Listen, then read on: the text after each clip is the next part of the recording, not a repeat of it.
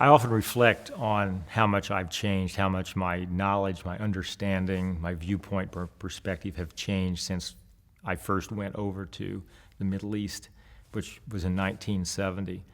And I recall as a college student in 1967, not knowing much about the Middle East other than what I'd read in the Bible, and a little bit of what I got on the news, hearing about the Six-Day War, the outbreak of the June War in 1967. And I remember thinking, this is David versus Goliath. And David was Israel, and Goliath were these Arab nations bent on destroying Israel. And I remember rejoicing, being happy about the outcome of that this is, I saw it as a fulfillment of biblical prophecy. I saw this as the carrying out of God's purposes in that part of the world. And that's the attitude I went over there with in 1970. What I experienced was far more complex than biblical stories. What I learned was this is not a biblical conflict. This is not rooted in the Bible.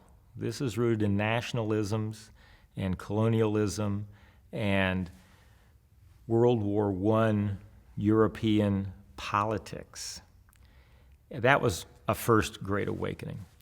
A second Great Awakening for me was the first week I was there in 1970. The PLO had hijacked 4 airplanes, 3 into Jordan, 1 into Egypt, and the world was awaiting what was going to happen. And 3 of my students surrounded me on the playground that first week, naive dairy farmer kid from Indiana, and said, "Mr. Carter, what do you think about the hijackings?"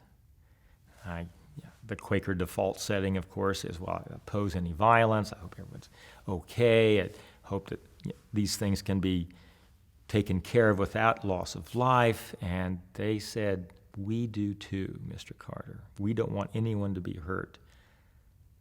But no one recognizes the Palestinians. No one thinks Palestinians exist. The Prime Minister of Israel just recently, in response to a question, what are you going to do about the Palestinian problem, said, "What Palestinians? I don't know any Palestinians." The world, Mr. Carter, understands violence. That's what gets their attention. We don't want anyone to be hurt. But how do we get the world's attention? That was a wake-up call to me also, of how have we gotten to a situation where the only thing that we pay attention to is violence. And that continues to be a concern I have, even now, as we are in the midst of this recent uptick in the violence in that region.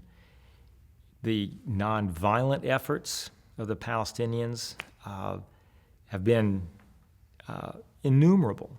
Gene Sharp, the great scholar of nonviolence and peacemaking,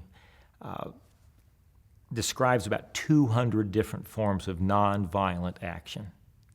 Palestinians list over 300 that they have used over the years, from demonstrations to self-imposed curfews to intifada gardens, it goes on and on and on, up to today, boycott, divestment, sanctions, going to the UN, educational reform, and that has been an awakening for me, that the world has to be awakened to the fact that there are nonviolent alternatives to violence, and if we don't recognize those and we don't give support to those, we only feed the violence that is awaiting.